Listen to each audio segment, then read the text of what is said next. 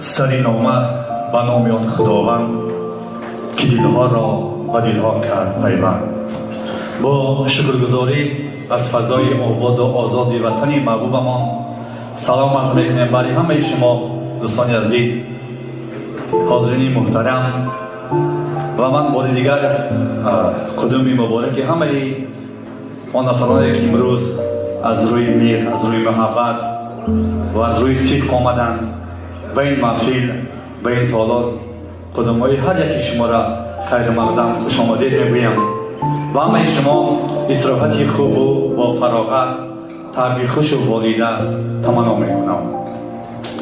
مقصد آمدن ما طلب دیدار است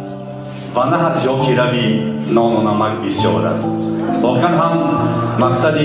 جمع آمدن ما امروز در این محفل، در این تالار عمیق است